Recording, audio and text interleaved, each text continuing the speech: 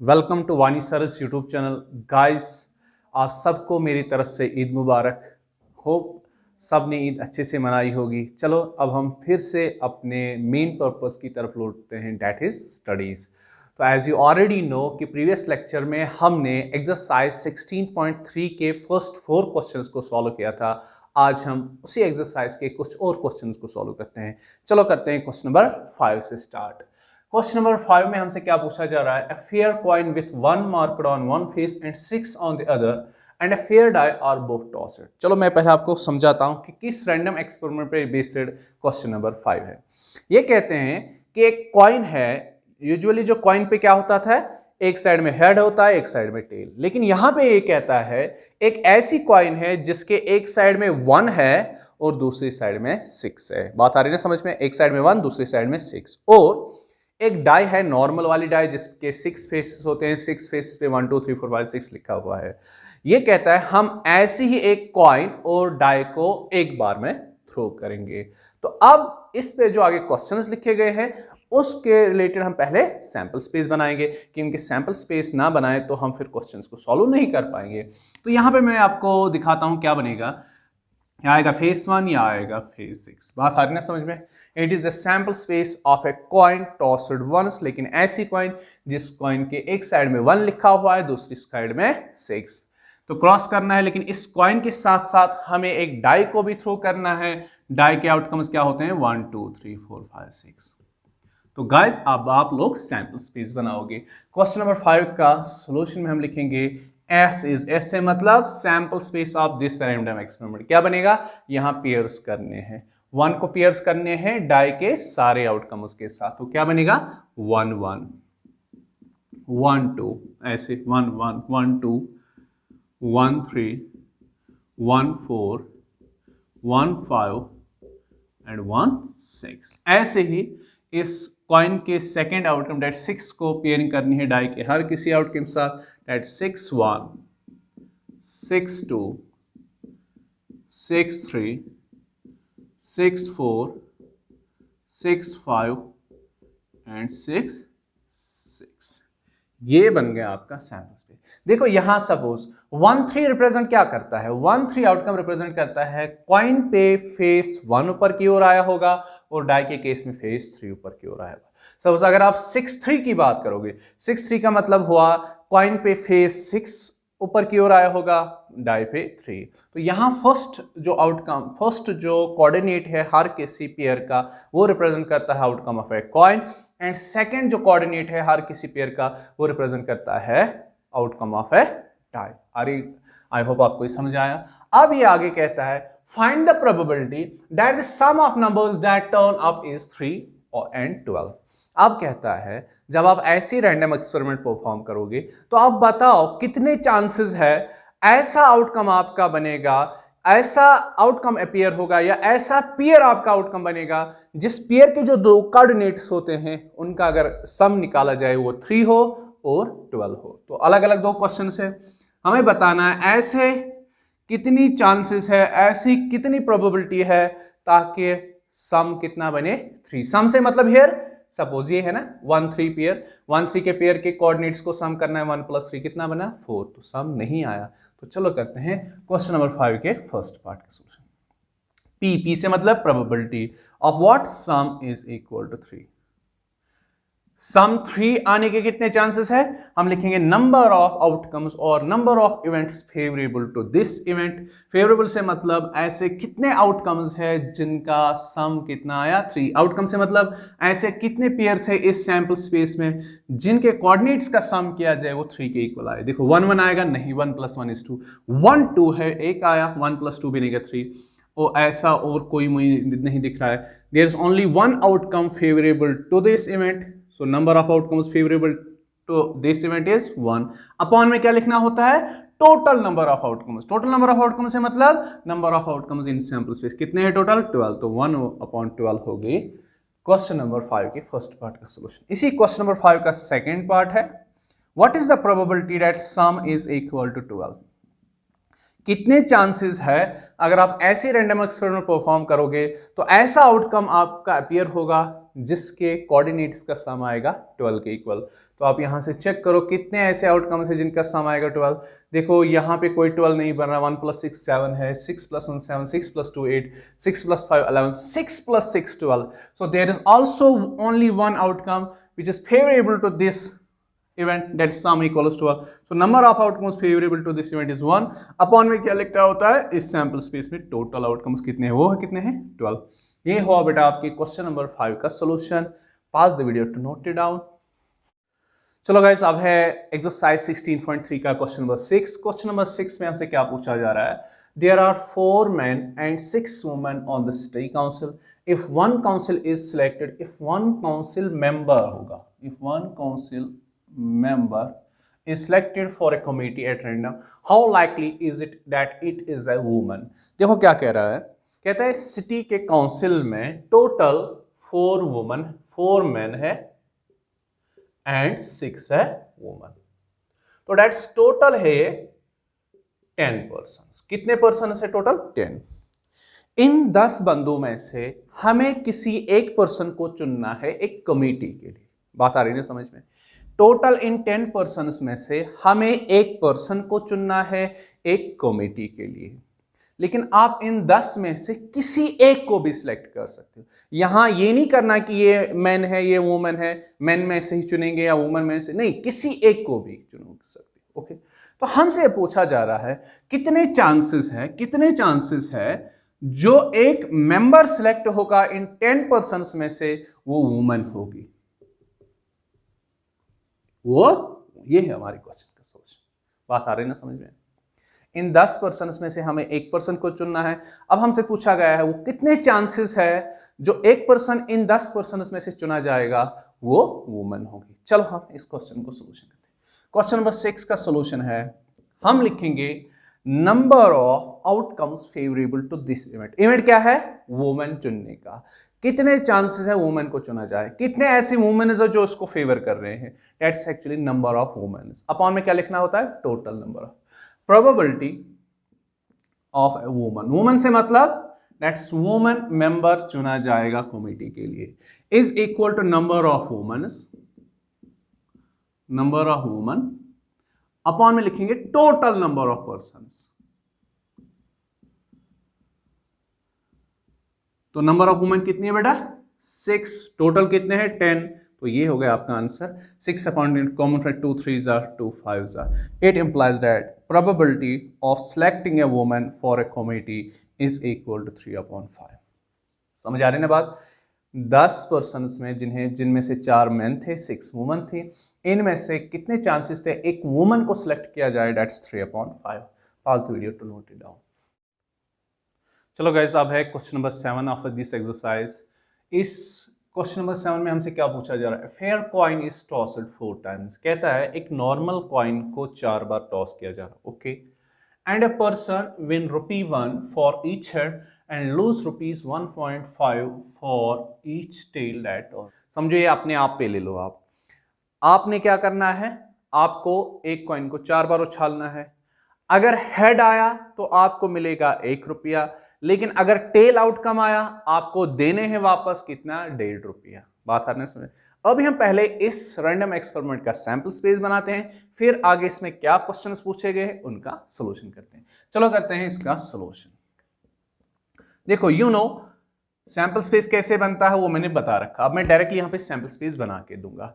एक कॉइन को 4 बार टॉस किया जा रहा है। वही जब हम एक कॉइन को एक बार टॉस करते हैं या आएगा हेड या आएगा टेल। अब देखो एक ही कॉइन को जब आप 4 बार टॉस करोगे ना, तो देखो पॉसिबिलिटी क्या क्या आएगी। या तो 4 बार हेड आ सकता है, या आएगा 3 बार हेड 1 बार टेल, हो गया ना टोटल 4, या 2 बार हेड 2 बार टेल, या 1 बार हेड 3 बार टेल, या 4 की 4 बार टेल। बात नहीं, ऐसे ही हम बनाएंगे सैंपल से।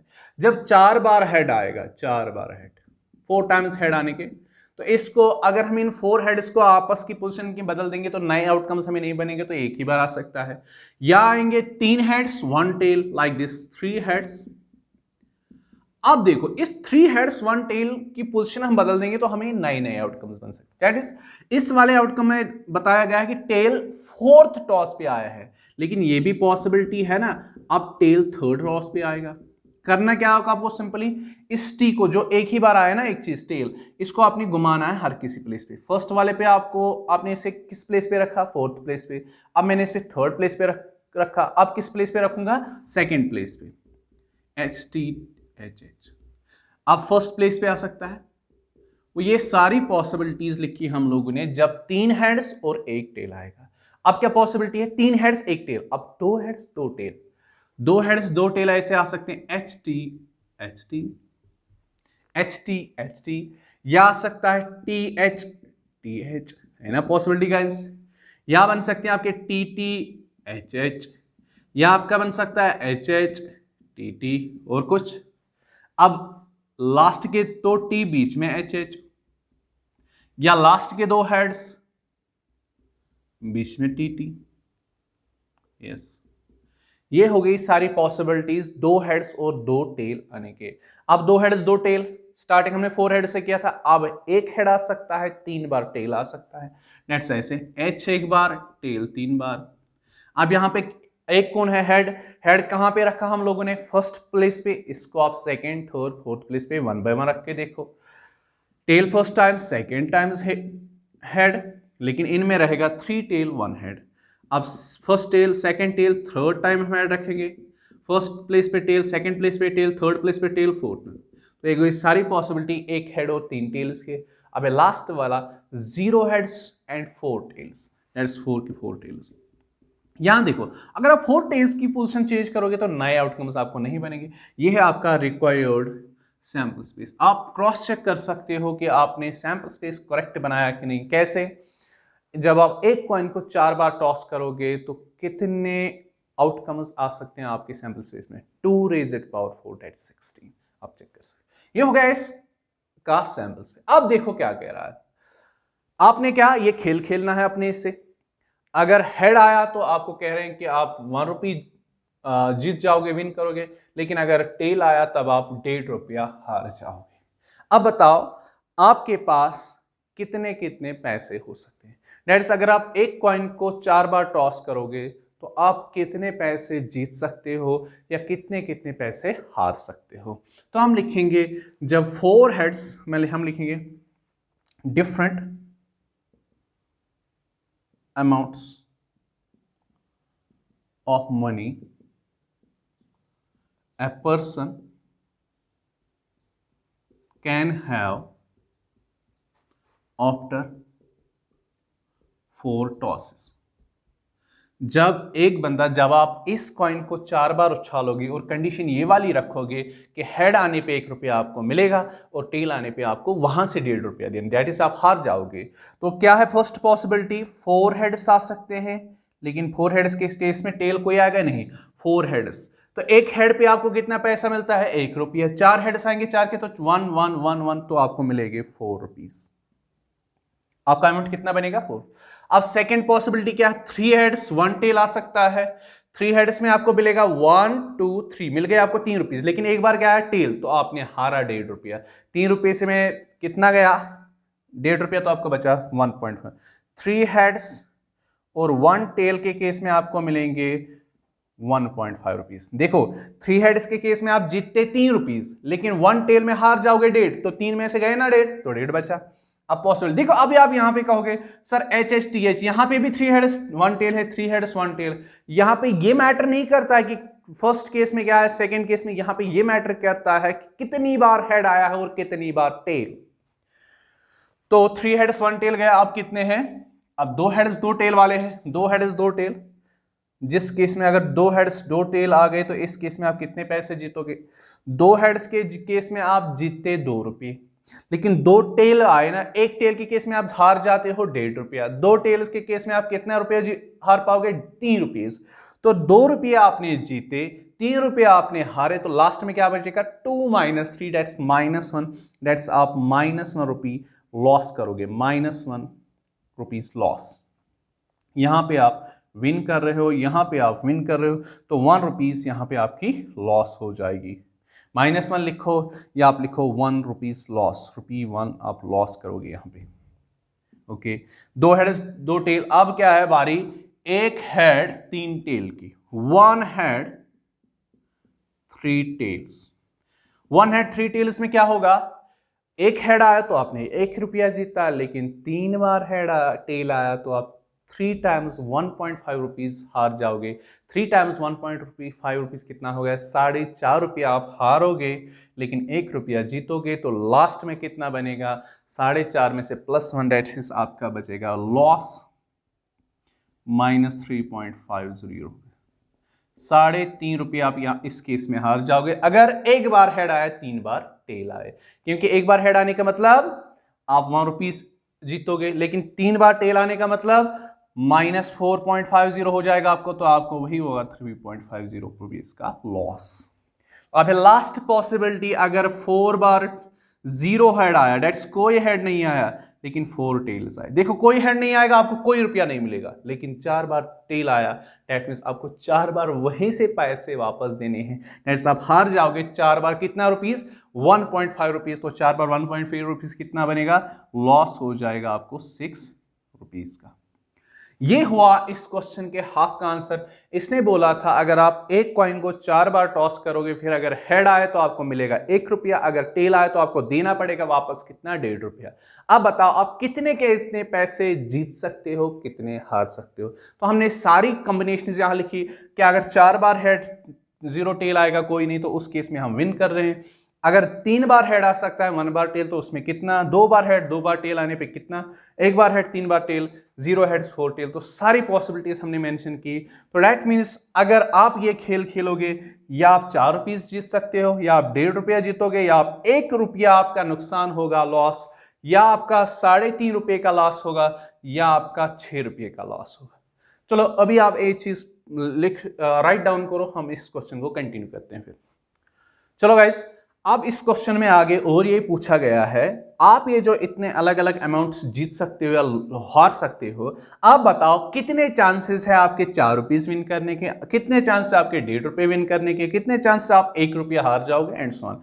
हर किसी अमाउंट जो आप जीतो या हारो, इसके होने के कितने चांसेस है। चलो अब हम लोग लिखते हैं, देयरफॉर लिखेंगे प्रोबेबिलिटी ऑफ विनिंग, कितना आप कितना विन कर सकते हो, 4 रुपीज। कितने चांसेस है आप 4 रुपया जीतोगे। देखो ये है कितनी बार ऐसा आउटकम आएगा, समझो मेरी बात को, कितनी बार ऐसा आउटकम अपीयर हो जाएगा जिसमें आप 4 रुपीज विन कर रहे हो। तो 4 रुपीज विन आपने कब किया था, जब 4 बार हेड आया था। ये हो गया 4 बार हेड। क्या और कोई ऐसा आउटकम है जिसमें 4 टाइम्स हेड आया, नहीं। तो 4 टाइम्स हेड कितनी बार ऑकर होगा, 1 बार। That's number of outcomes favourable to this event is 1। Upon में क्या लिखना होता है बेटा, टोटल नंबर ऑफ आउटकम्स। तो इस सैंपल स्पेस में आप गिन सकते हो टोटल नंबर ऑफ आउटकम्स 16। तो आपके 4 रुपीज जीतने के चांसेस कितने हैं, 1/16। दैट्स बहुत कम। बात आ रही ना समझ में, बिकॉज यहां पे हम कौन सा कंसेप्ट यूज कर रहे हैं कि यहां पे जो हमारे आउटकम्स है वो इक्वली लाइकली है। इक्वली लाइकली के केस में हम यही वाला कंसेप्ट यूज करें। अब है दूसरा, आप कितने चांसेस है आप 1.5 रुपया विन करोगे। Probability of winning 1.5 rupees, 1.50 rupees. तो अब यहां पे आंसर में क्या लिखेंगे, 1.5 रुपया आपने कब विन किया था, जब 3 बार हेड आया था, 1 बार टेल आया था। अब देखेंगे हम कितने आउटकम्स ऐसे हैं, कितने वे से 3 हेड्स और 1 टेल आ सकता है। 3 हेड्स 1 टेल, 1 2 3 4। तो 4 वे से 3 हेड्स 1 टेल आ सकते हैं। तो that's number of outcomes favourable to this outcome is 4। Upon में क्या लिखना होता है बेटा, टोटल दैट्स 4/16 विच इज 1/4। तो इसके चांसेस ठीक ठाक है आपके 1.5 रुपया जीतने के। अब थर्ड अमाउंट कितना है, 1 रुपया आप लॉस कर सकते हो। 1 रुपया आप लॉस। तो 1 रुपया आपने लॉस कब किया था, जब 2 बार हेड 2 बार टेल आया था। तो प्रोबेबिलिटी ऑफ लूजिंग व्हाट, ₹1। 1 रुपया हार जाने के कितने चांसेस है। तो ऐसा आउटकम कितनी बार अपीयर होगा, क्या ऐसा आउटकम जिसमें 2 हेड 2 टेल हो। देखो एक होएगा 2 टेल 2 3 4 5 6। तो 6 वेज से आपके 2 हेड 2 टेल आ सकते हैं। तो number of outcomes favourable to this outcome is 6। Upon में टोटल हेड बेटा 16, 6/3/8। तो हारने के चांसेस यहां पे ज्यादा बन रहे हैं। एंड द और क्या है, प्रोबेबिलिटी ऑफ लूजिंग 3.5 रुपये, कितने चांसेस आप 3.5 रुपीज लॉस करोगे, वो है वो कब आपने 3.5 रुपीज लॉस किए थे, जब एक बार हेड आया था 3 बार टेल। अब हम लिखेंगे प्रोबेबिलिटी ऑफ लूजिंग 3.50 रुपीज, वो किसके इक्वल आएगा, कितने वे से ऐसा आउटकम आ सकता है, कितने आउटकम्स, कितने एलिमेंट्स ऐसे हैं जिस केस में हमने 3.5 रुपये लूज किए थे। That's 1 head 3 tails, 1 head 3 tails. देखो 1 है, 1 2 3 4 वेज है, 4 आउटकम्स ऐसे हैं जिसमें एक हेड है और 3 टेल्स है। तो 3 ये है 4 अपॉन में टोटल कितना लिखना होता है बेटा, 16। That's number of elements is 7, that's 1/4। And last one, probability of losing, सबसे बड़ा अमाउंट कितना आप हार सकते हो, 6 rupees. Probability of losing 6 rupees. तो 6 रुपीज आपने कब लॉस किए थे, जब कोई हेड नहीं आया था, 4 के 4 बार टेल आया था। तो 4 टेल्स कितनी बार अपीयर हुए, एक ही बार, तो ये है 1/16। तो 6 रुपीज हारने के भी बहुत कम चांस है। ये हो बेटा आपके क्वेश्चन नंबर 7 का solution. Pause video to note it down. चलो अब है question number 8 of this exercise. Question number 8 में हमसे पूछा जा रहा है 3 coins are tossed once. 3 coins को एक ही बार में उछाला जा रहा है, टॉस किया जा रहा है। सपोज आपके हाथ में नॉर्मल 3 कॉइन्स है, आपने क्या करना है, ऐसे 3 कॉइन्स को एक साथ में उछाल देना है। तो क्या हो सकता है, इस पे भी हेड आएगा, इस पे भी हेड, इस पे भी head, head head head tail and so on. जैसे हमने सीखा था एक कॉइन को जब हम 3 बार टॉस करेंगे उसका जो सैंपल स्पेस जैसे बनता है ना, वैसे ही उस चीज का सैंपल स्पेस बनता है, समझो जब आप 3 कॉइन्स को एक बार टॉस कर रहे हो। तो मैंने सिखाया है कैसे सैंपल स्पेस क्रिएट करते हैं। जिसने नहीं देखा है, जिसको नहीं आता है, वो मेरा सैंपल स्पेस वाला लेक्चर देखेगा तो वो सीखेगा कैसे बनाते हैं सैंपल स्पेस। चलो क्वेश्चन नंबर 8 के सॉल्यूशन में हम पहले इस रैंडम एक्सपेरिमेंट का क्या करेंगे, सैंपल स्पेस करेंगे क्रिएट। तो सैंपल स्पेस में क्या होगा, देखो कैसे, सबसे आसान तरीका है कॉइन के केस में सैंपल स्पेस। तो जब आप 3 कॉइन्स को एक बार में टॉस करोगे तो आप यहाँ आएगा हेड या आएगा टेल। लेकिन अब पॉसिबिलिटी यहां पे देखनी है कि हेड कितनी बार आ सकता है। ये पॉसिबिलिटी है कि 3 के 3 टाइम्स हेड आ सकता है। तो फर्स्ट टाइम भी हेड आ सकता है, सेकंड केस में भी, थर्ड टाइम। क्या 3 हेड्स के आने के चांसेस किसी और वे से आ सकते हैं? नहीं। अब आप एच की पोजीशन यहां वहां बदल दोगे तो आउटकम आपका डिफरेंट नहीं बनेगा। तो हो गए 3 हेड्स। अब पॉसिबिलिटी है 2 हेड्स आएंगे, लेकिन एक क्या आएगा, tell. 2 heads 1 tell.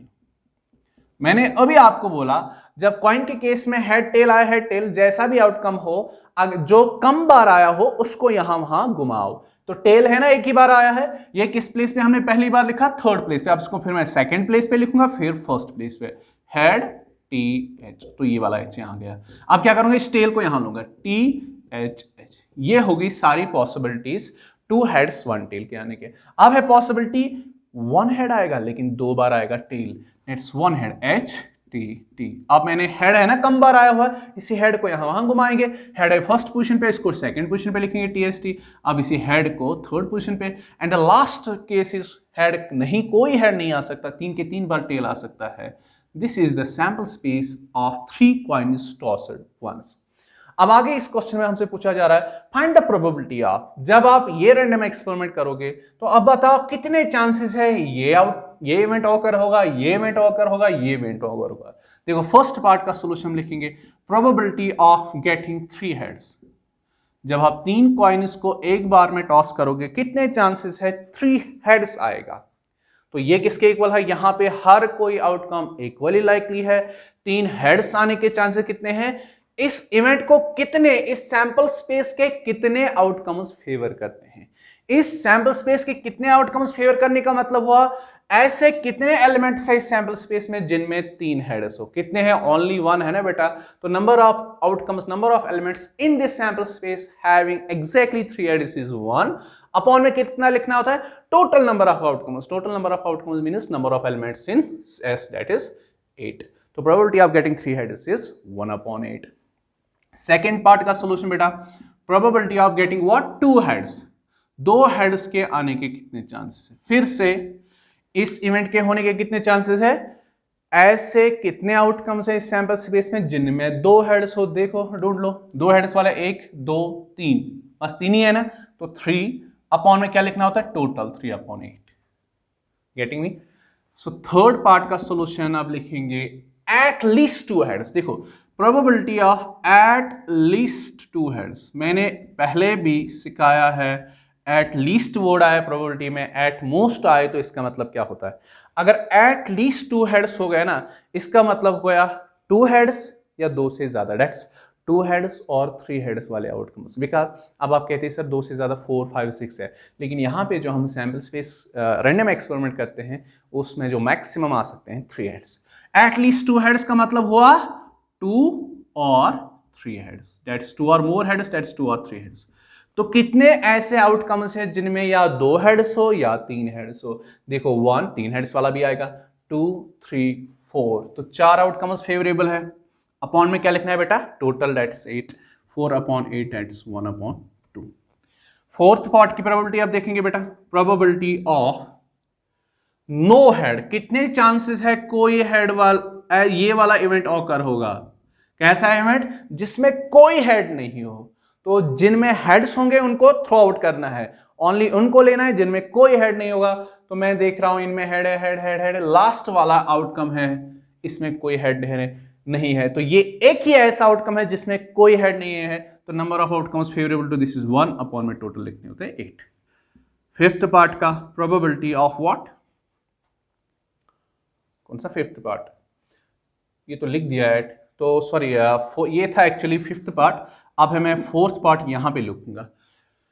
Fourth part क्या है? Eight most 2 heads. कितने चांसेस है ऐसा इवेंट आउटकम हमारा आउटकम बनेगा जिसमें एट मोस्ट 2 हेड्स हो? एट मोस्ट 2 हेड्स का मतलब होता है बेटा 2 या 2 से कम, 2 हेड्स और 2 से कम। 2 हेड से कम कितना बनेगा?